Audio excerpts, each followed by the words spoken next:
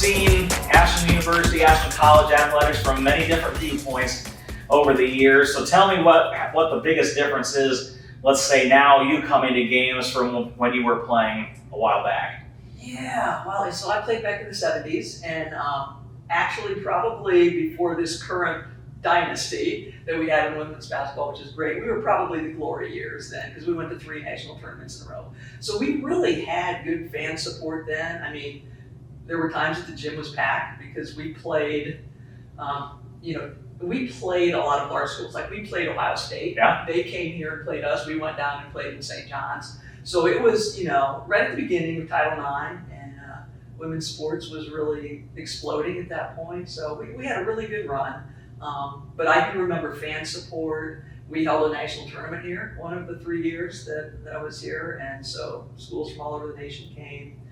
It was a really, really great time in women's sports then, right at the beginning. Yeah. And before you were a 3-sport star here, you were a 3-sport star up the road at Ashland High School. So there was no such thing in the 70s with women's sports as specialization. You played every sport you could, right? Exactly. Which, looking back, I'm glad I grew up in the era that I did, because we got to play it all. And most of my teammates, were here at Ashland College then, were multi-sport players. Like a lot of us played volleyball and then went right into basketball and then played softball. Some were from the East Coast, so they played lacrosse or field hockey in the fall and did other things. But yeah, I loved being able to play 3 sports. Whatever season it was, that's what sport I loved. And you mentioned the beginning of Ashland College women's basketball here in the late 60s, early 70s. There was no NCAA for you at that point, but there was the AIAW. Right. So what was it like? You mentioned having a national tournament here, finishing high in that small college national tournament a couple times. Yeah. So that was kind of the entree for you, Gwen, whoever else you played with, to have that feel of a national tournament before women's sports here could be in the NCAA. Right, yeah, you're right. So there were 2 divisions, large college, small college, and like you said, Association of Athletics for women. Mm-hmm. And so, yeah, I mean, it was great that we got to play. There was a difference in that, now there's a huge diversity from Division I and Division III, where back in that day, there wasn't that much of a difference. Like I would say, when we played, we were very competitive. The only large school we never defeated was Ohio State, but we played them close. And it was like our starting 5 could match their starters, but we didn't have the depth that they had. And we played a running, pressing game. Ruth Jones was the coach. My freshman and sophomore year, great coach. He's probably one of the best educators I ever had.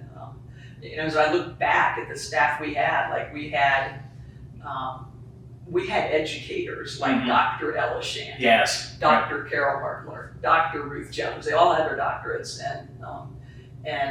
but were very into sports too. I learned so much under Ruth Jones, and actually had the chance to go out as a graduate assistant at Purdue when she was at Purdue then, when I graduated. So super. I mean, I can't imagine having had a better experience than God blessed me with here. And at that time, because you mentioned you go right from volleyball, right to basketball, right to softball, there weren't a lot of other sports for women at Ashland College at that time, were there? Maybe field hockey, I think, at that point? Some of them were probably classified more as club sports. Right. Okay, so they did have field hockey. They had lacrosse. They had swimming.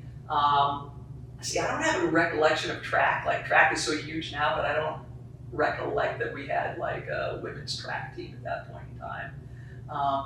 But yeah, the 3 big ones were volleyball, basketball, and softball. And softball being slow pitch back then. My freshman year, get this is so strange. When I tell people this, they're like, they can't believe it. Half of our schedule was fast pitch and half of it was slow pitch my freshman year. Yeah. Wow. Imagine flipping back and forth between those 2. And being successful at it, having to never knowing what day you're going to play what, right? Yep. So then you finish here, and it wasn't the WNBA, but you ended up playing a year of professional women's basketball in St. Louis. Right. Yeah, the St. Louis streak of the WBL is what it was called. Okay. And, which was in existence 3 years, 3 seasons, and I played the middle season. I could have returned, but I elected not to return. The next year, just it was great in terms of traveling. You know, we played in New York, we played in San Francisco, Dallas. You know, we did a lot of traveling. But the stability of the league, you know, I knew there, you know, just probably wasn't going to make it. But again, so thankful to have had that opportunity to play. Yeah. And then obviously after that, you were able to stay involved in athletics, coaching, teaching up at the high school in my era when I was at the high school. So, and then obviously as a fan, being a support now for AU women's basketball. So how important was it for you after those playing days to be able to continue to be involved in athletics? Oh, huge. I mean, you know, I look at my life and I think, you know, God has given me the love of sports and love of music. Those are the two big things. So, you know, I still love sports, and that's probably, if we still had a physical newspaper, that would be the first section I would look at, would be the sports. You know, I follow sports, all sports, you know, nationally, whether it's professionally or collegiately. That's a love. It's an inborn love. And I know that you're involved with the growing pickleball here in town. Yeah. What about that? Yeah, you know, I mean, so, you know, it's funny because, like, occasionally I'd have people down through the years say, hey, are you still playing basketball anywhere? And I'm like, not really, you know, much opportunity, nor really the desire to run up and down the court. But yeah, so probably about 5 years ago, you know, Dr. John Jennis, he was like, hey, Darla, you got to try out pickleball. And I was like, pickleball? I mean, it was so strange, you know. But yeah, I mean, it didn't take long to get hooked. So it's just kind of reignited the competitive juices, you know, that gives the opportunity to get out there and really compete. You know, you can play very recreationally or you can play high competition. I think I'm somewhere between those two. So yeah, we have great pickleball opportunities here in Ashland. 2 unbelievably nice outdoor venues at Congrove, and now Brookside West is just brand new.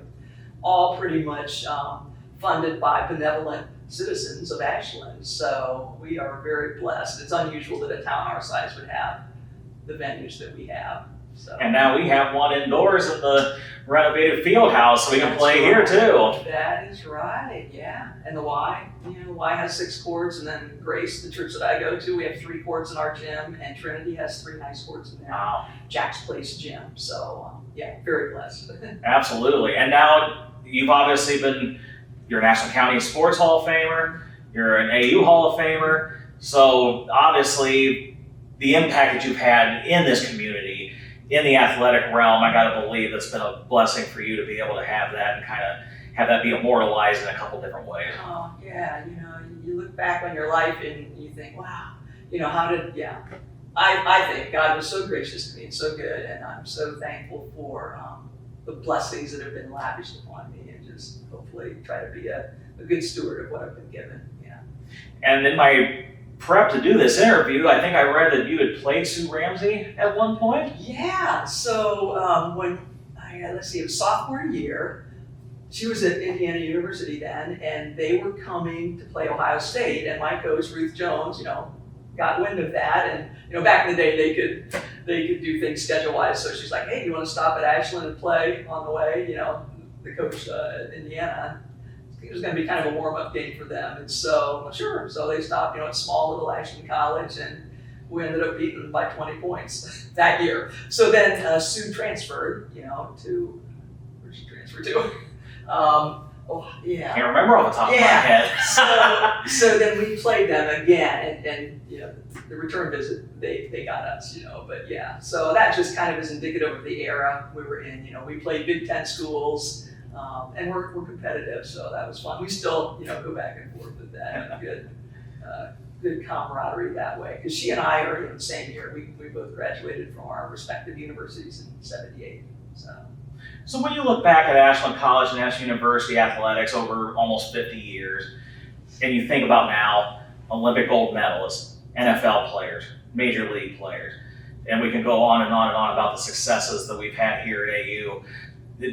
Does it kind of boggle your mind that all that's taken place that much later than when you played? Oh yeah, I mean, it's a testament to Ashland University's excellence. You know, both athletes that they attract, but you have to have the coaches and the staff to produce that, and it's just been so long term. I mean, it's been an ongoing thing here at Ashland. It's pretty incredible to think that a school our size here can look back and see the rich athletic history that we have.